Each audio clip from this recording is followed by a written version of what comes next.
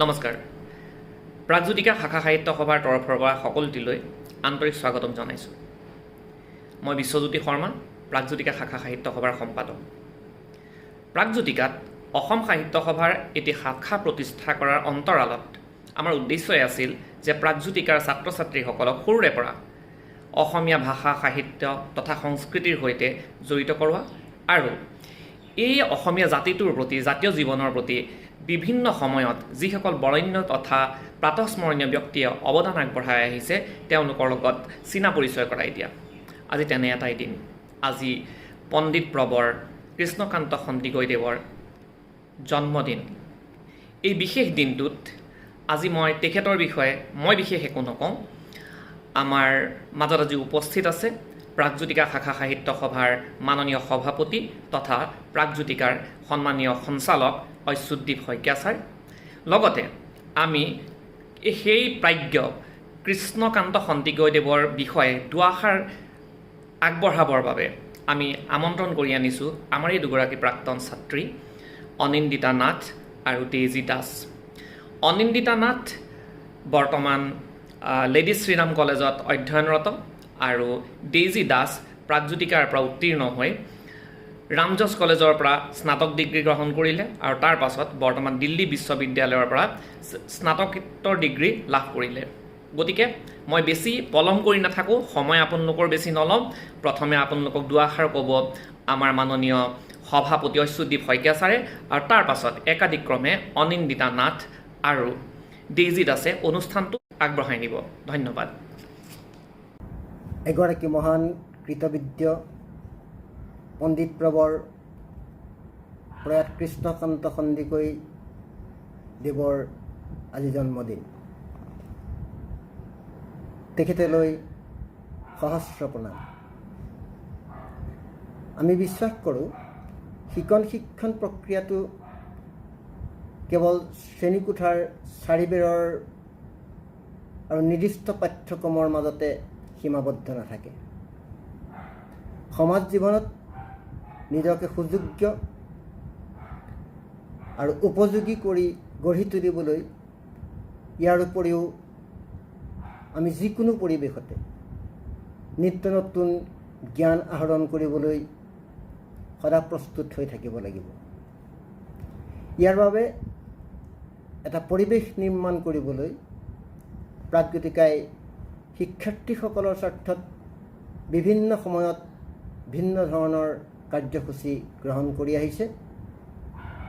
সাহিত্য, কলা, সংস্কৃতি, ক্ৰীড়া আদিৰ জৰিয়তে শিক্ষাৰ্থীসকলৰ ভাষা সাহিত্যৰ চৰ্চাৰ এক মঞ্চ প্ৰদান কৰিবৰ বাবে কিছু বছৰৰ আগতে অসমৰ মাধ্যমিক বিদ্যালয় পৰ্যায়ত প্ৰথম অসম সাহিত্য সভাৰ এক শাখা আৰম্ভ কৰি প্ৰাগজ্যোতিকাই সাহিত্য সভাৰ শাখাটোৱে স্বৰ্ণ শাখা হিচাপে স্বীকৃতি লাভ কৰে। আৰু ইও তেনে এক চিন্তাৰেই ফচল।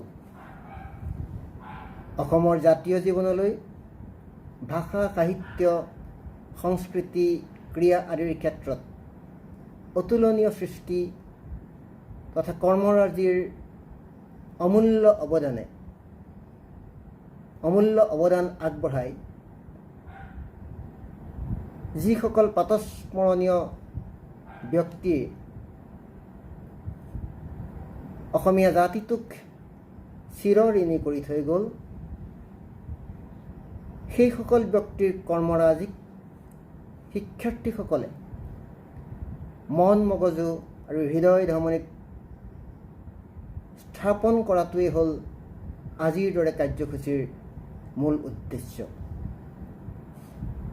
পণ্ডিত প্ৰবৰ কৃষ্ণকান্ত সন্দিকৈ জন্মদিনটোত তেখেতক স্মৰণ কৰাৰ বাবে তেখেতৰ কৰ্মৰাজিক থুলমূলকৈ প্ৰকাশ কৰিবলৈ আমাৰ দুগৰাকী প্ৰাক্তন শিক্ষাৰ্থী আগবাঢ়ি আহিছে। আমাৰ আদৰৰ সেই দুগৰাকী শিক্ষাৰ্থীলৈ আমাৰ তৰফৰ পৰা ধন্যবাদ জ্ঞাপন কৰিলোঁ। কৃষ্ণকান্ত সন্দিকৈ অকল জ্ঞানৰ পূজাৰীয়েই নাছিল, তেখেত আছিল এগৰাকী মহান প্ৰজ্ঞাৰ সাধক। জ্ঞানক প্ৰজ্ঞাৰ স্তৰলৈ উন্নীত কৰিবলৈ হ'লে নিৰলস অবিৰত সাধনাৰ প্ৰয়োজন।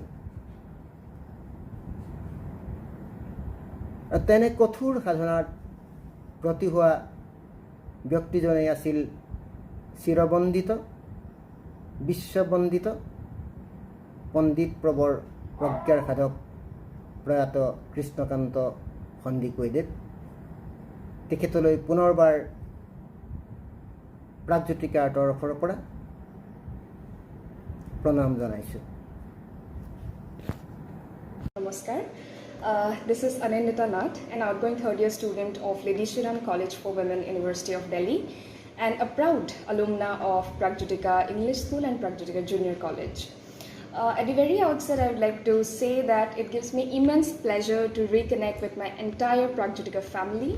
I would like to extend my heartfelt gratitude to Pragjyotika Shakha Sahitya Sabha for giving me this opportunity to speak on the birth anniversary of one of the most legendary personalities of Assam, a man of wisdom, a man of an iconic vision, a man whose works took the greater Assamese society to new heights and directions, the late Krishnakanta Sandikoidev. Known as an eminent Sanskrit scholar, an Indologist, a philanthropist, Krishnakanta Sandikoidev is widely recognized as an educationalist, a man of brilliance, whose set of ideas and whose set of values were not only unique but very relevant for all the times. Born to a renowned tea planter of Jorhat, Rai Bahadur Radhanath Sandikoi and Narayani Sandikoi on 28th of July 1898, Krishnakanta Sandikoidev was the recipient of the civilian honor of Padma Shri and Padma Bhushan.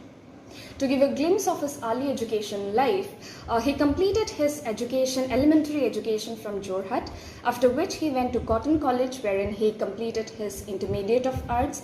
Further, he went on to do BA honors in Sanskrit from the University of Calcutta, and in 1920 he left for Europe, wherein he did his MA in modern history from the most prestigious University of Oxford, besides visiting a lot of countries like France, Germany, Italy, to learn a wide range of European languages.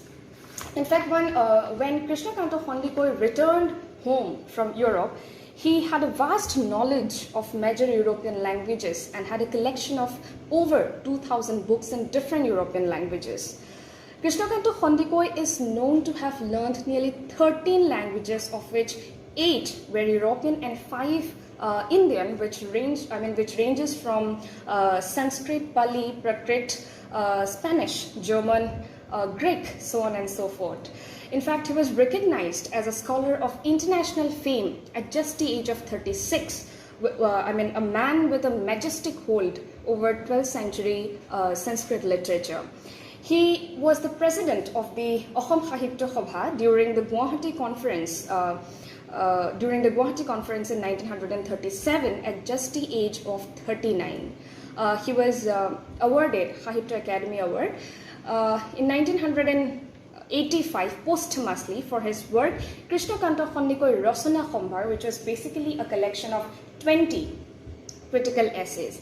Now, before speaking about his contribution to the education system of Assam, I would like to throw some light towards the kind of ideas, the kind of vision he had for the education system in general.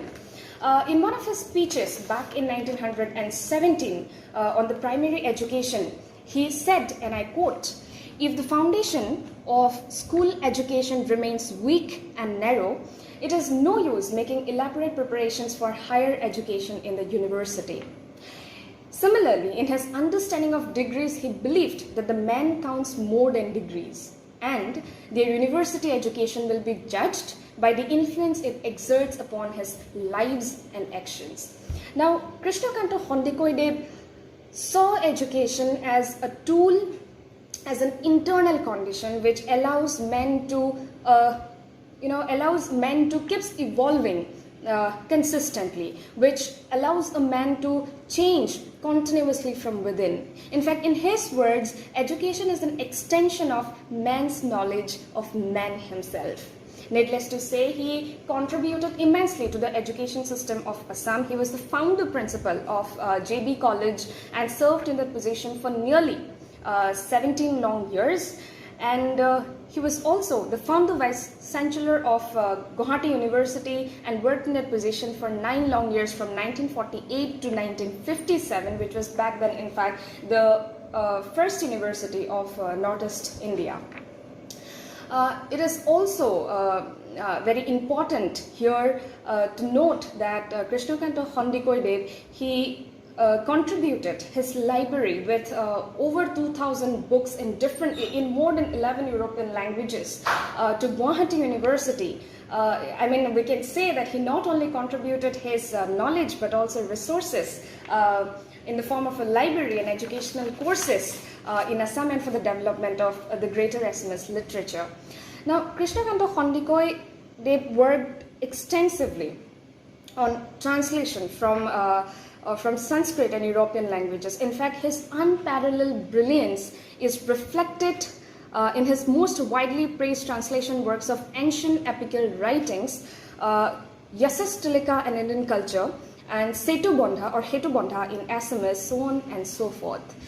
He not only restricted himself to mere translationary works, but he also sort of studied, analyzed, criticized various issues which were related or which are associated with translation. In fact, he gave immense importance. He emphasized on the role of translation in enriching a particular language and in enriching a particular literature with certain instances.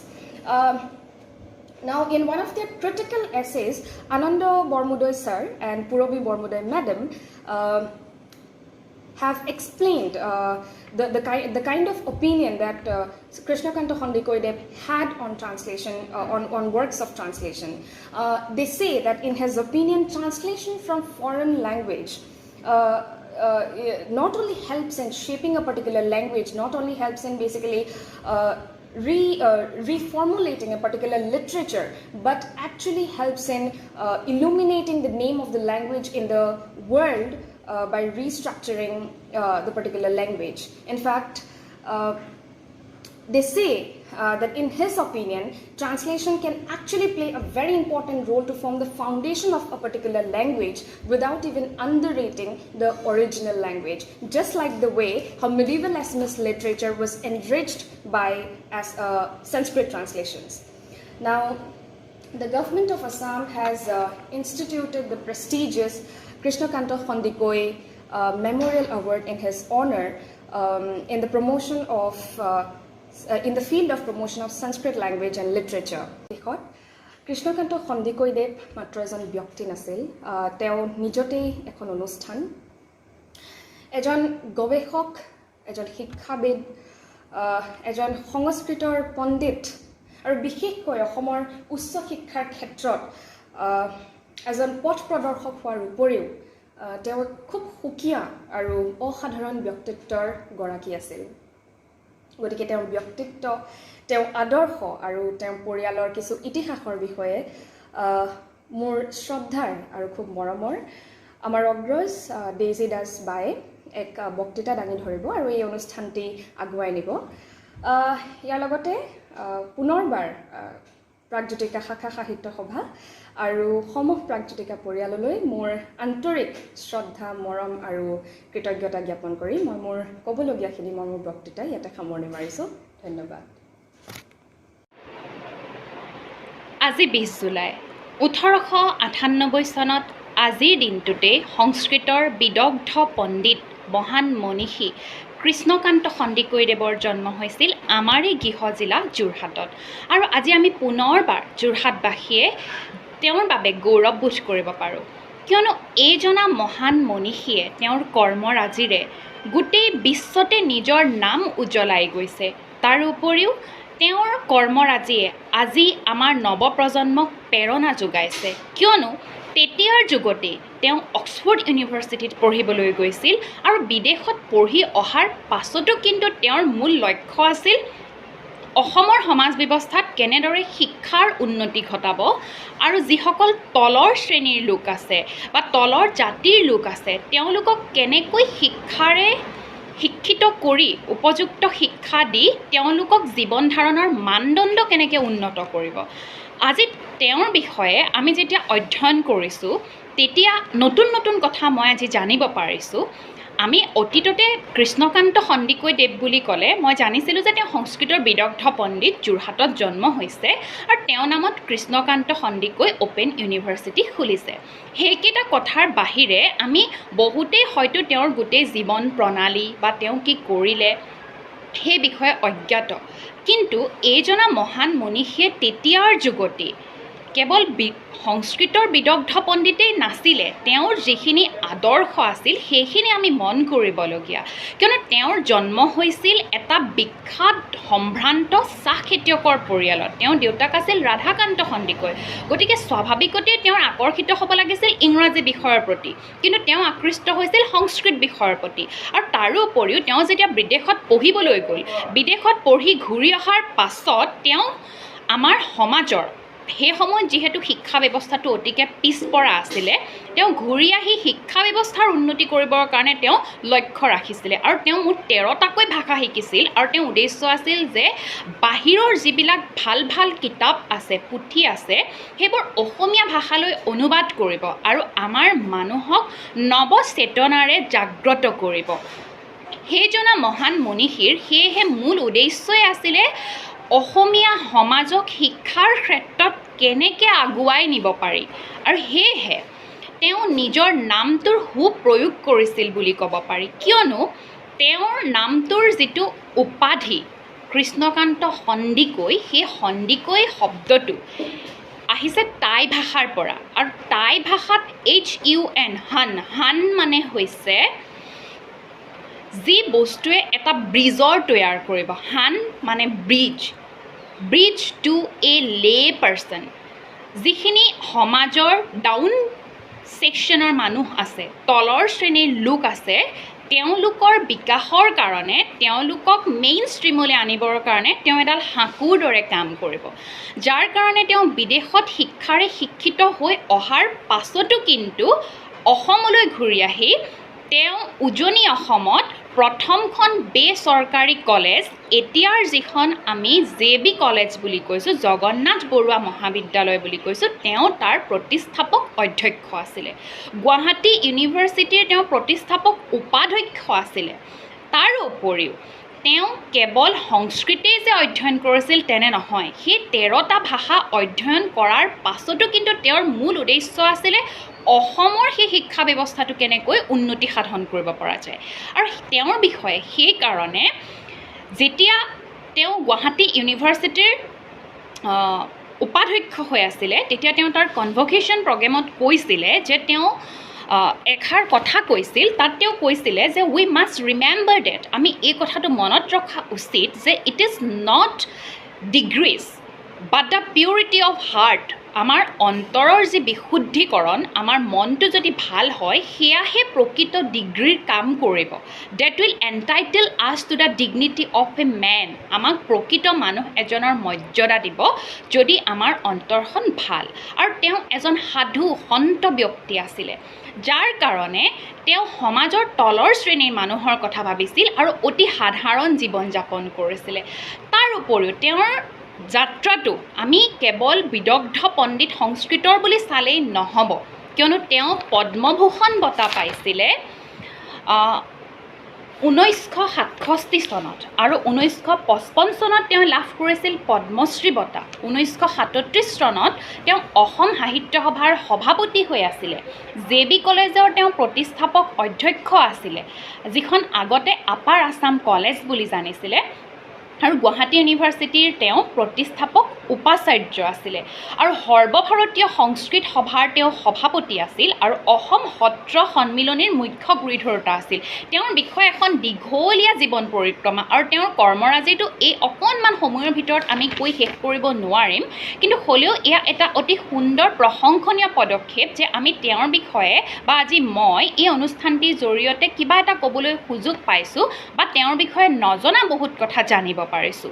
কিন্তু এই ক্ষেত্ৰত আমি মন কৰিবলগীয়া যে তেওঁ যিডাল সাঁকো তৈয়াৰ কৰিছিলে, যিটো অৰিয়েণ্ট ভাৰ্চেছ অচিডেণ্ট বুলি কয়, প্ৰাচ্য আৰু পাশ্চাত্যৰ মিলন ঘটাইছিলে, সেইকাৰণে ন্যায়াধীশ SK দত্তই তেওঁৰ ওপৰত কৈছিলে যে Hendrik was on the one hand a Sanskrit pandit, on the other hand an Oxford don. There was a beautiful blend of Oriental and Occidental culture in him. তেওঁৰ মাজত প্ৰাচ্য আৰু পাশ্চাত্যৰ দুইটাই মিলন দেখিছিলোঁ আমি। আৰু তেওঁ যি জীৱন পৰিক্ৰমা তাত আমি দেখিম যিটো কথাই মোক আজি অতি বেছিকৈ উদ্বুদ্ধ কৰিলে। তেওঁৰ পৰিয়ালটোৱে খুব নাৰী শিক্ষাৰ ওপৰত গুৰুত্ব দিছিলে আৰু নাৰীক খুব সন্মান কৰিছিলে, আৰু যাৰ কাৰণে তেওঁৰ দেউতাক ৰাধাকান্ত সন্দিকৈয়ে তেওঁৰ পত্নীৰ নামত নাৰায়ণী সন্দিকৈ, কৃষ্ণকান্ত সন্দিকৈৰ মাক নাৰায়ণী সন্দিকৈ, নাৰায়ণী বৰগোহাঁই আছিলে, পদ্মনাথ বুঢ়াগোহাঁই তেওঁ বৰগোহাঁইৰ তেওঁ ভনীয়েক আছিলে, তেওঁৰ মাক আছিলে।